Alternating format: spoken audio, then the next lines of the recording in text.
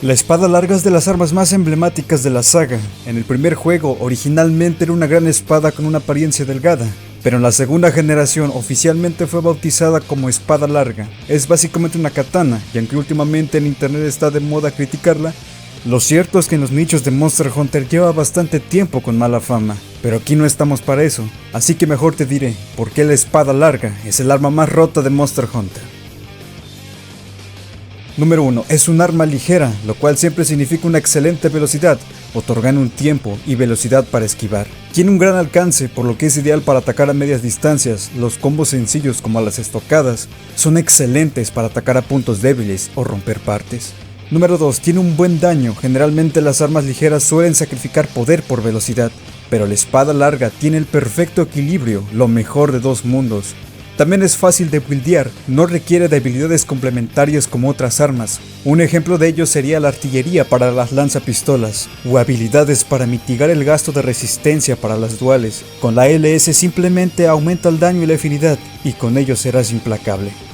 Número 3. Combos espíritu. En la segunda generación solo poseía una carga sencilla, pero a partir de Monster Hunter 3 ganó una carga de 3 fases con un daño considerable.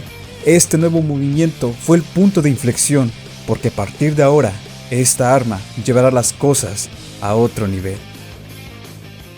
Antes de continuar, si te está gustando el video te invito a darle like, así me ayudas a que este video pueda llegar a más personas, y si te gusta mi contenido no olvides suscribirte y activar la campanita. Número 4. El parry valeroso, el contraataque definitivo de todos los tiempos.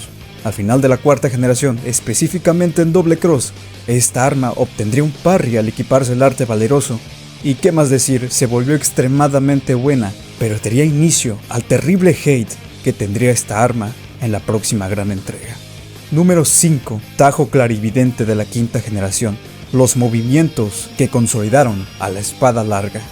En esta generación se agregaron ataques como el rompeyelmos con un gran daño, y el Tajo Lai se convirtió en el ataque de anime definitivo. ¿Y qué decir del Tajo clarividente? Es el mejor movimiento defensivo de todos los tiempos. Con cada entrega la espada larga se vuelve cada vez mejor, a excepción en Monster Hunter 4.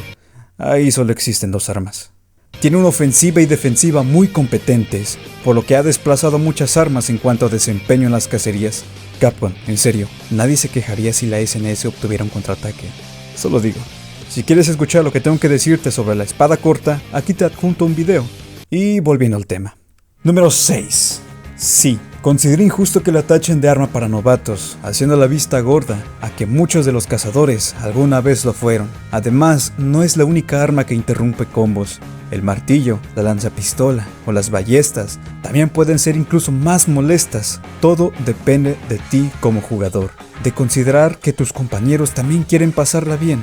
Así que piénsalo antes de lanzar munición de perdigones, de explosivos o de disparar en ráfaga con la lanzapistola cuando tengas compañeros cerca. También si te sientes incómodo con el emparejamiento, consigue un pequeño equipo o una dupla para tener una mejor comunicación. En estos videos no busco excluir a nadie, solo busco que la pases bien. Todas las armas son buenas, pero todo depende de ti como jugador.